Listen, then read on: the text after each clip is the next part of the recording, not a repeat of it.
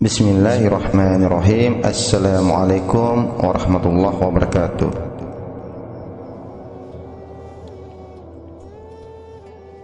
Yang terhormat buat Bapak Arifin Pasuruan, terima kasih karena sudah ikut bergabung.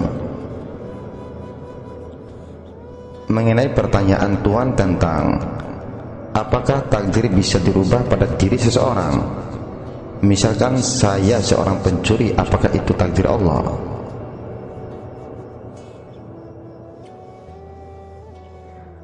Maka silakan duduk dengan baik, karena pertanyaan Bapak ini juga penting juga untuk diketahui oleh yang lainnya. Pertanyaan, takdir baik dan takdir buruk, apakah itu datangnya dari Allah? Jawab, iya, benar, semuanya itu datangnya dari Allah yang satu. Namun kedua takdir itu datang bukan tanpa alasan. Pada kedua takdir itu Allah sudah mengirimkan pula perlengkapan dengan ilmu pengetahuan.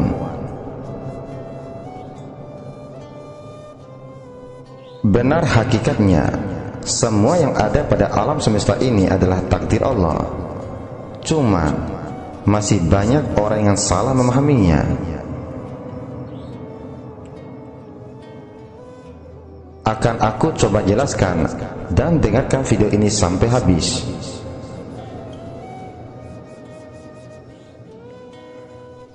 Ada yang bilang bahwa dia jadi pencuri itu karena sudah takdir Allah, dan dia tidak bisa menolaknya ataupun merubahnya. Dia menjadi penjahat ini juga karena takdir Allah, dan dia tidak akan bisa mengubahnya. Dengarkanlah ini. Segala-gala yang terjadi di alam semesta ini memang benar bekerja dan bergerak di atas gerak dan kekuasaan dari Allah Subhanahu wa ta'ala. Semuanya berlaku di atas ketetapan Allah yang sudah ditetapkan di zaman ajali. Tetapi ingatlah, beriman kepada takdir seharusnya melahirkan penyerahan secara berpengetahuan, bukan menyerah kepada kejahilan.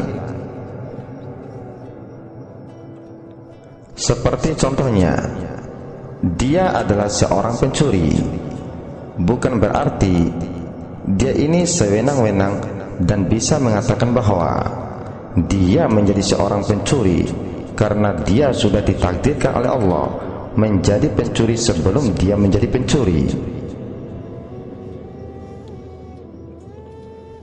Ini namanya dia melakukan penyerahan diri terhadap takdir Allah dengan kebodohan dan kejahilan.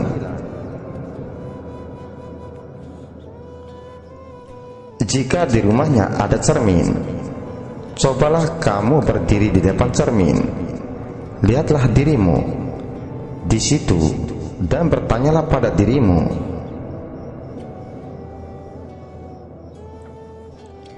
namun mohon maaf sebelumnya, di sini tiada bermaksud membandingkan manusia dengan hewan, melainkan tujuannya adalah semata-mata agar supaya kalian mudah memahami di dalam pengkajian. Sekali lagi aku memohon maaf.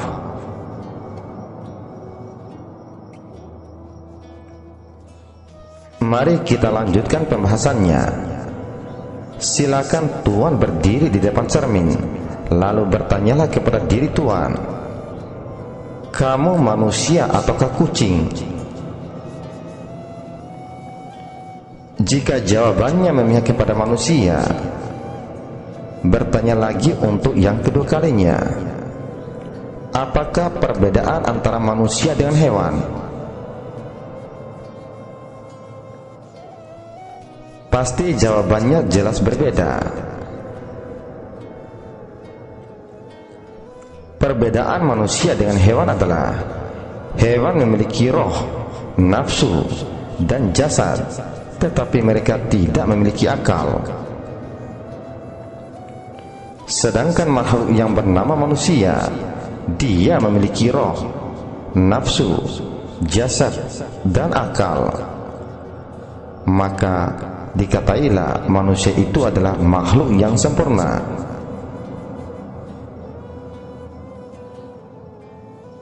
Bukankah Allah telah menciptakan makhluk yang bernama manusia dengan sangat sempurna dan sebaik-baik ciptaan?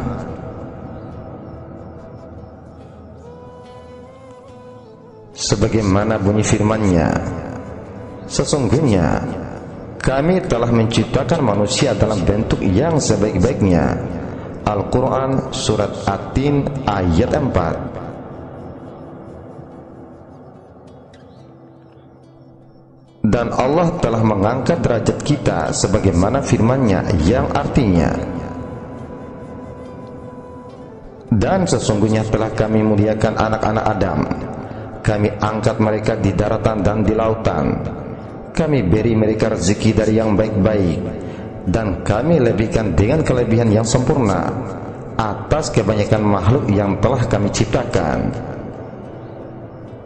Al-Quran Surat Al-Isra ayat 70. Dan lagi Allah berfirman, sesungguhnya dalam penciptaan langit dan bumi, pergantian malam dan siang, bahtera-bahtera yang berlayar di laut membawa apa yang berguna bagi manusia,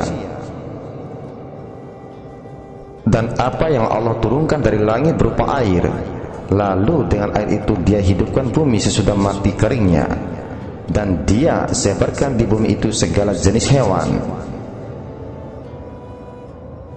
dan pengisaran angin dan awan yang dikendalikan antara langit dan bumi. Pada semua itu sungguh terdapat tanda-tanda bagi kaum yang berakal. Al-Quran Surat Al-Baqarah ayat 164.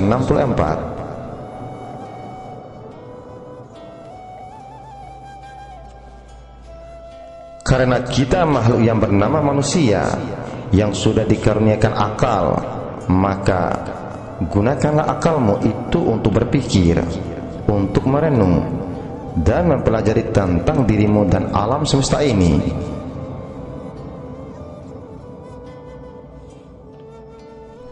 Allah karuniakan akal itu tujuannya agar kita mau berpikir dan mengetahui, serta agar kita bisa membedakan mana yang baik dan mana yang tidak baik, mana yang benar dan mana yang salah, mana yang haram dan mana yang halal.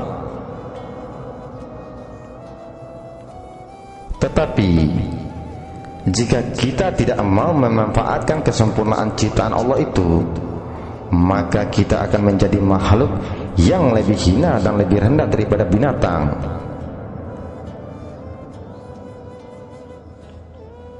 Sebagaimana bunyi firman-Nya yang artinya, dan sesungguhnya kami jadikan untuk isi neraka jahanam kebanyakan dari jin dan manusia. Mereka mempunyai hati, tetapi tidak dipergunakannya untuk memahami ayat-ayat Allah, dan mereka mempunyai mata, tetapi tidak dipergunakan untuk melihat tanda-tanda kekuasaan Allah, dan mereka mempunyai telinga, tetapi tidak dipergunakannya untuk mendengar ayat-ayat Allah. Mereka itu sebagai binatang ternak, bahkan mereka lebih sesat lagi. Mereka itulah orang-orang yang lalai. Al-Quran Surat Al-A'raf ayat 179.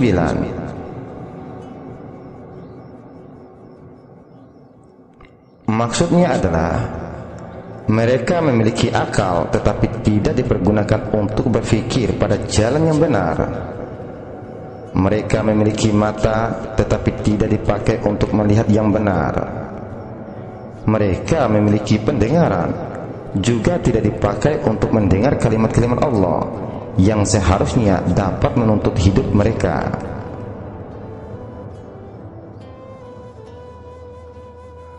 Akhirnya mereka tidak ada ubahnya seperti binatang, bahkan lebih rendah daripada binatang. Jadi, boleh kalian percaya kepada takdir atau boleh beriman kepada takdir baik dan takdir buruk. Tetapi beriman kepada takdir seharusnya melahirkan penyerahan secara berpengetahuan, bukan menyerah kepada kejahilan. Sudah tahu bahwa perbuatan mencuri itu salah, kenapa masih dilakukan?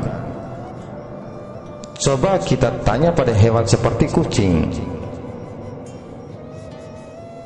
mencuri itu baik apa tidak baik? Dia tidak bisa menjawab karena sememangnya dia adalah hewan.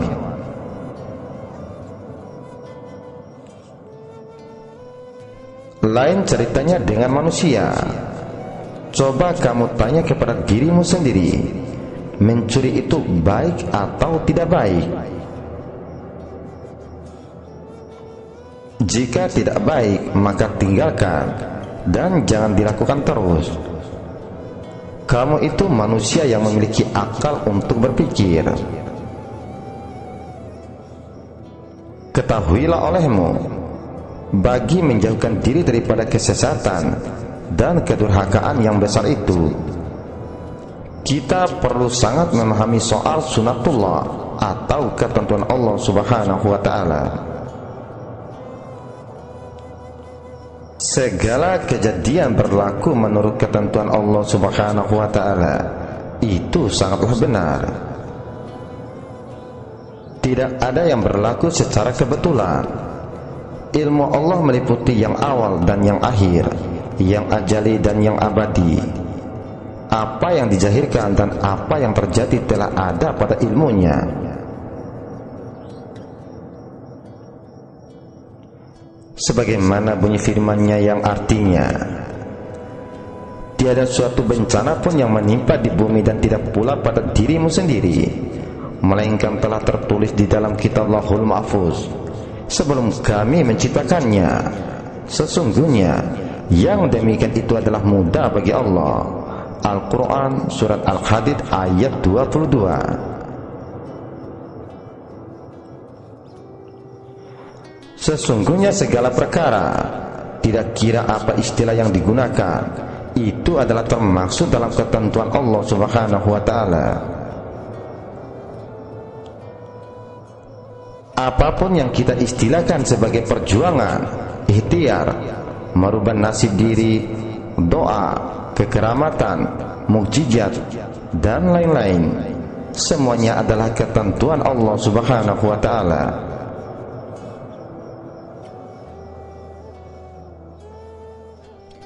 Pagar takdir mengelilingi segala-galanya, dan tidak ada sebesar jarak pun yang mampu menembusi benteng takdir yang maha teguh. Contohnya, tidak terjadi perjuangan dan ikhtiar, melainkan perjuangan dan ikhtiar tersebut telah ada dalam pagar takdir. Tidak berdoa orang yang berdoa, melainkan halnya berdoa itu adalah juga takdir untuknya, yang sesuai dengan ketentuan Allah untuknya. Dan perkara yang didoakannya pun juga tidak lari daripada sempadan ketentuan Allah Subhanahu wa ta'ala.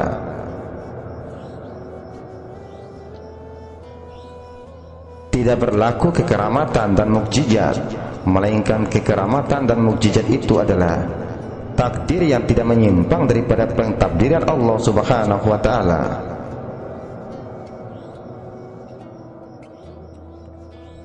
Tidak menghirup satu nafas atau berdenyut satu nadi, melainkan ianya adalah takdir yang menjahirkan urusan Allah Subhanahu wa ta'ala pada azali.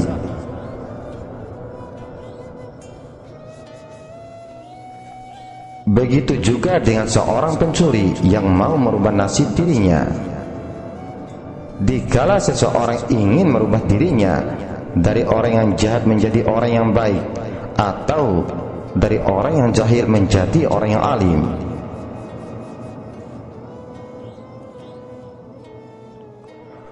perbuatan atau usaha dirinya yang mau merubah dirinya itu juga tidak terlepas dari yang bernama takdir Allah. Datangnya gerak hati kamu ingin merubah nasibmu, itu datangnya dari karunia Allah atas dirimu.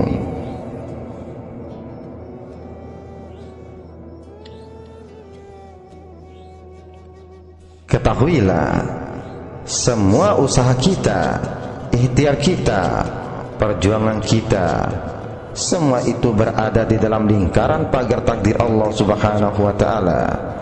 Tiada yang terlepas dari takdirnya. Supaya lebih jelasnya akan aku jelaskan sebagai berikut. Di saat ada seseorang penjahat mau bertobat atau mau merubah dirinya, ini juga berada dalam bagian takdir Allah untuknya. Takdir Allah itu bukan saja terlihat atau berlaku pada yang sudah nampak atau yang sudah ada, tetapi takdir Allah itu juga berlaku kepada sebelum sesuatu itu akan terjadi.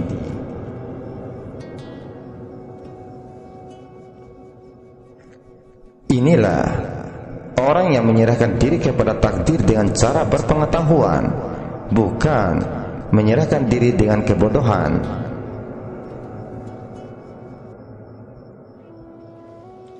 Baiklah, akan aku berikan lagi sedikit contoh orang yang menyerahkan diri kepada takdir dengan kebodohan. Contohnya sebagai berikut. Sudah tahu bahwa mencuri itu adalah perbuatan yang dilarang atau perbuatan yang tidak baik, kenapa masih dilakukan? Dengan dalil bahwa hidupnya itu sudah ditakdirkan oleh Allah dahulu sebelum dia dilahirkan ke dunia. Ini namanya melakukan penyerahan diri secara kebodohan dan kesesatan. Sudah salah, malah ingin membela dirinya dengan dalil bahwa Allah sudah takdirkan dia demikian adanya.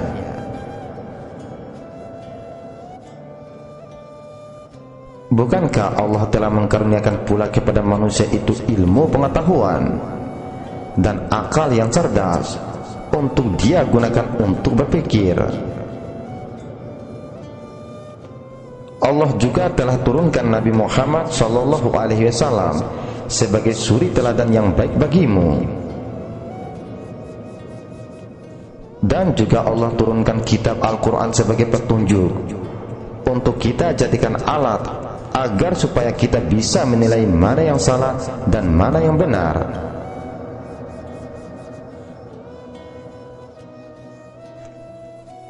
Mulai dari sekarang ketahuilah olehmu, usahamu untuk mau menjadi orang yang baik itu juga adalah bagian dari takdir Allah untukmu.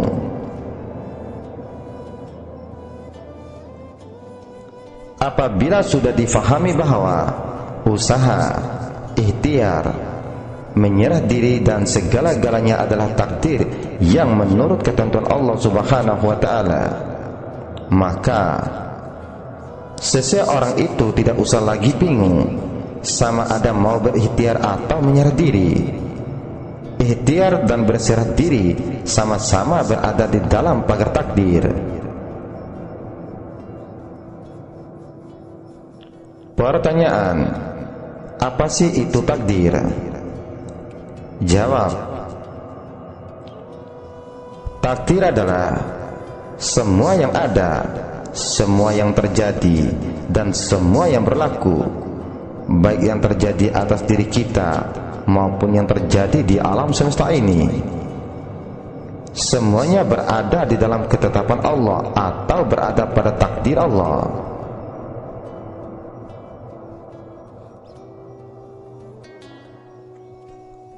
Andainya kita memandang hidup secara tepat, yaitu dengan hitungan nafas, niscaya kita akan melihat takdir secara halus sebagaimana halusnya nafas.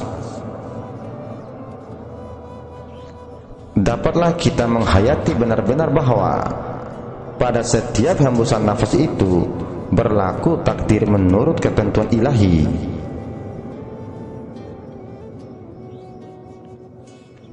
Jika kita dapat melihat perjalanan takdir hingga kepada peringkat yang halus ini, niscaya pandangan mata hati kita tidak akan terlepas daripada melihat takdir pada setiap detik dan pada setiap kejadian.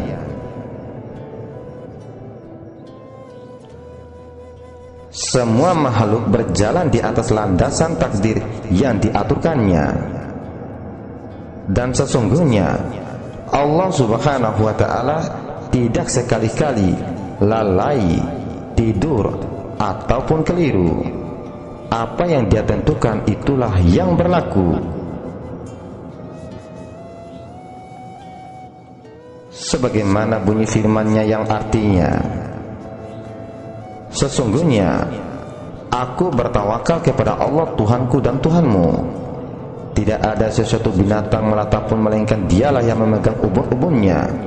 Sesungguhnya Tuhanku di atas jalan yang lurus. Al-Quran Surat Hud ayat 56.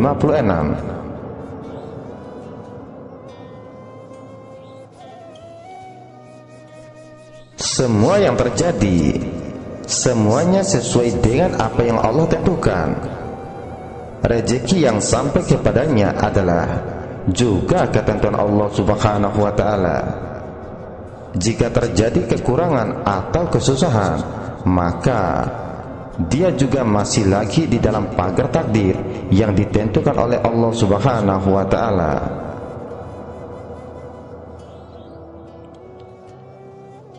Begitu juga dengan yang bernama nasib.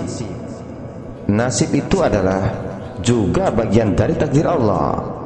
Karena nasib, jodoh, rezeki, ajal, itu semua berada di dalam pagar takdir.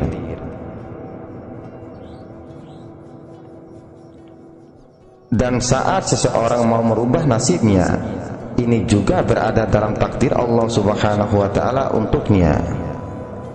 Tegasnya, tidak terjadi perjuangan dan ikhtiar, melainkan perjuangan dan ikhtiar tersebut telah ada dalam pagar takdir Allah Subhanahu wa ta'ala. Tidak berdoa orang yang berdoa, melainkan halnya berdoa itu adalah juga takdir untuknya, yang sesuai dengan ketentuan Allah untuknya.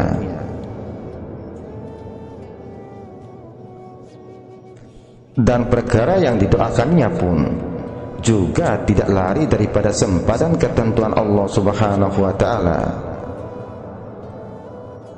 Harus diingat olehmu, beriman kepada takdir itu seharusnya melahirkan penyerahan secara berpengetahuan, bukan menyerah kepada kejahilan.